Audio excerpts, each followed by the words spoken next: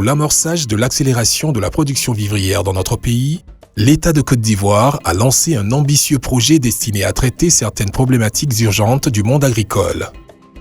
La cérémonie de lancement s'est tenue le jeudi 21 décembre 2023 à Bounafla, dans le département de Saint-Fra et la région de la Maraoué, avec la présence effective de son Excellence Monsieur le Premier ministre Beugri Mambé et du ministre d'État, ministre de l'Agriculture, du Développement rural et des productions vivrières, Monsieur Kobenan Kwasi Adjoumani. Projet d'appui au développement du secteur vivrier, PADSV, c'est le nom du nouveau projet. Il ambitionne s'attaquer à la problématique majeure pour le secteur agricole ivoirien. Il s'agit des méthodes d'irrigation, des techniques de production agricoles, en toute saison, des productions de cultures résilientes face au changement climatique, ainsi que les conditions de conservation des produits locaux. Pour le ministre d'État, ministre de l'Agriculture, du Développement rural et des productions vivrières, il s'agit notamment de pérenniser les résultats acquis grâce au Pro2M, projet d'appui au développement des filières manioc et maraîchères en Côte d'Ivoire, exécuté par le Fonds interprofessionnel pour la recherche et le conseil agricole FIRCA de 2018 à 2023. Financé par l'Union européenne avec un coût s'élevant à 11 milliards de francs CFA, soit 17 millions d'euros, le Pro2M compte des acquis notables en matière de techniques culturales, de ciblage d'installations à proximité de cours d'eau naturels, de techniques d'irrigation, de formation des coopératives de producteurs pour la bonne gestion des activités culturales. Une visite guidée du site de Tiekorodougou, aménagé dans le cadre du Pro2M, a été conduite par les officiels du jour, par les premiers responsables du FIRCA, à savoir le président du conseil d'administration, M. Kassoum Koné, et le directeur exécutif, M. Hatsen Yao Léon. Cette visite de terrain a permis aux autorités qui y participaient de constater par elles-mêmes la qualité des réalisations qui, selon le Premier ministre, sont une véritable satisfaction pour le pays. En effet, ce périmètre maraîcher de 7 hectares héberge en cohabitation ou, par alternance, différentes spéculations comme le chou, la pastèque, l'aubergine, le gombo et la tomate. Directement alimenté par le fleuve Bandama, le site de Tiekorodougou est doté de 2 types de systèmes d'irrigation, à savoir un système par micro-aspersion et un autre dit goutte à goutte, utilisé selon les besoins des cultures. Pour M. Emmanuel Gondo, coordonnateur du projet Pro2M, la visite guidée des autorités est à la fois un plaisir et une forme de reconnaissance officielle de la réussite du projet qui a pris fin il y a seulement 2 mois. Au-delà de ce sentiment de joie, en fait, c'est la reconnaissance d'un travail bien fait. Que ce soit le FIRCA et même ses partenaires techniques qui ont contribué à l'aménagement de ces sites-là. Ce qui a impressionné les autorités, c'est d'abord le dispositif, le système d'irrigation qui est derrière moi, vous voyez. C'est un système d'aspersion qui permet de couvrir toute l'étendue de la parcelle avec de l'eau. Et le deuxième élément impressionnant, vous voyez un peu l'alignement des plants. Ça montre vraiment le professionnalisme dans la mise en place des cultures. On l'aura compris, l'expérience réussie du Pro2M servira de tremplin au PADSV, dans lequel le gouvernement ivoirien place beaucoup d'espoir pour le renforcement de la résilience des producteurs en Côte d'Ivoire. En témoigne la remise de 200 000 tonnes de kits agricoles faites aux différents groupements de producteurs rassemblés à l'occasion du lancement du projet.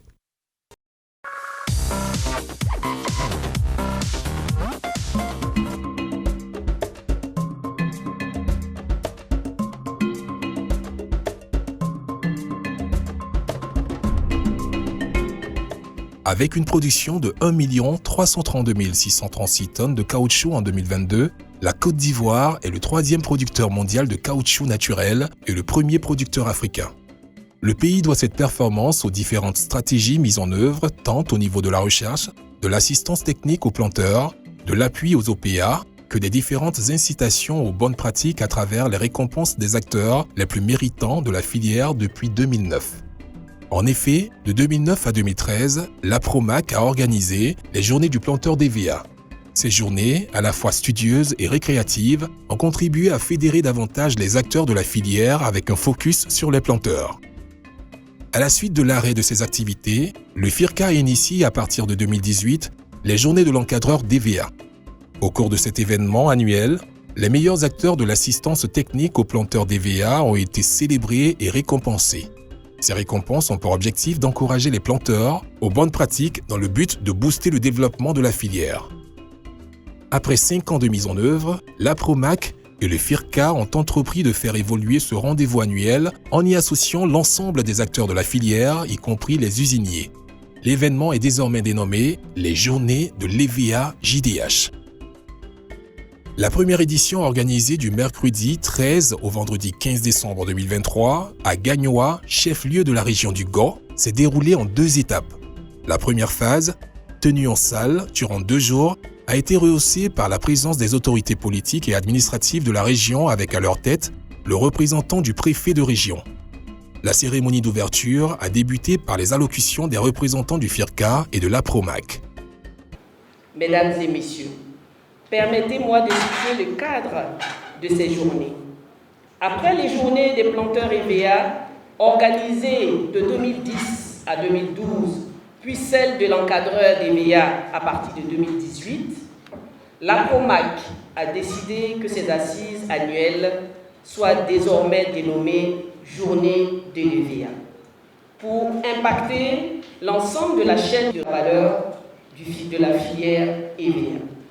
Ce concept fédérateur et intégrateur concerne aussi bien les collèges de l'APROMAC, producteurs et transformateurs, les firmes phytosanitaires, les prestataires d'encadrement et d'appui aux OPA et les structures de recherche, etc. Vaillants acteurs de la filière, je voudrais, alors que mon discours entame la dernière ligne droite de son parcours, encourager chacun, chacune, à redoubler d'ardeur dans le travail bien fait et dans le maintien de la cohésion entre acteurs, afin de hisser plus haut l'étendard de notre belle filière.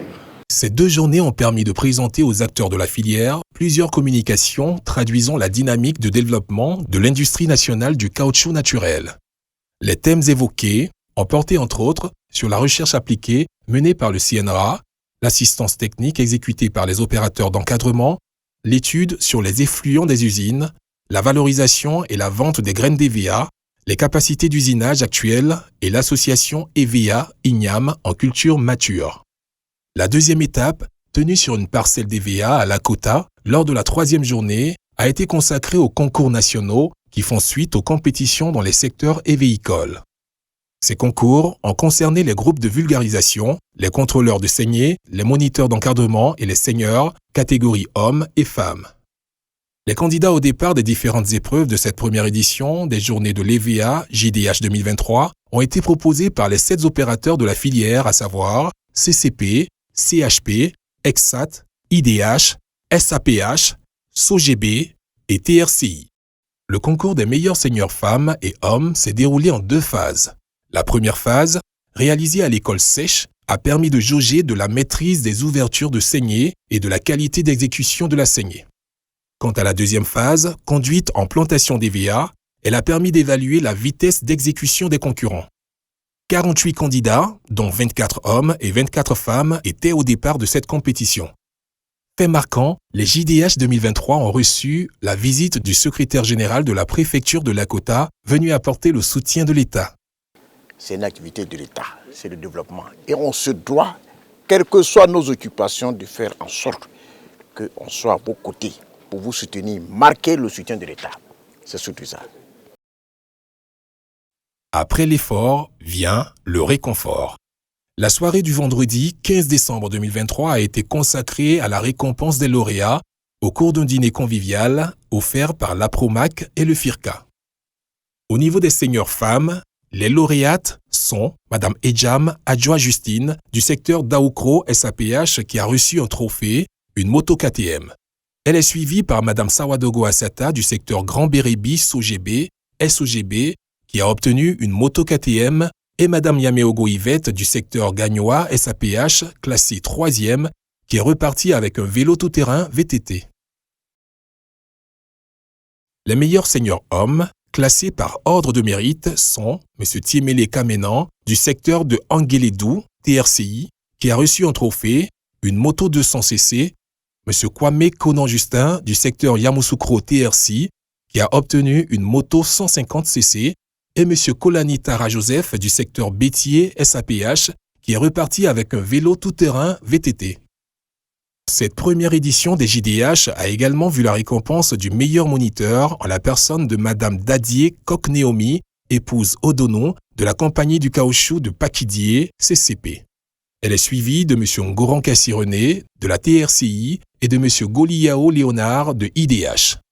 Lorsque je me suis retrouvée sur le site à Lakota et que j'ai vu tous ces candidats-là, je me suis dit que j'allais me retrouver uniquement qu'avec des femmes. Quand j'ai vu des hommes, j'ai dit « Oh, mais j'ai déjà perdu ». Mais à l'intérieur de moi, j'ai dit « Je suis venue pour prendre la coupe ». Donc, quel que soit Alpha, je vais tout faire. Quand j'ai fini, le stress était toujours là. Mais j'ai dit « Dieu seul sait qui a gagné ».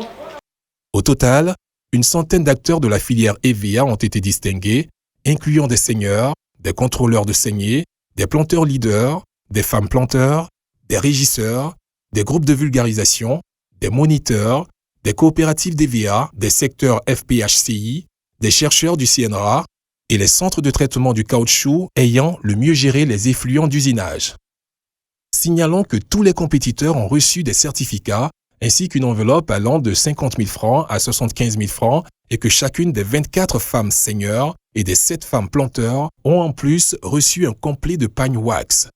L'édition 2023 des JDH, qui a vu la participation active de tous les acteurs de la filière EVA et la reconnaissance méritée des lauréats des concours nationaux, a connu un franc succès. Vive les prochaines éditions pour l'essor de la filière et de l'agriculture nationale.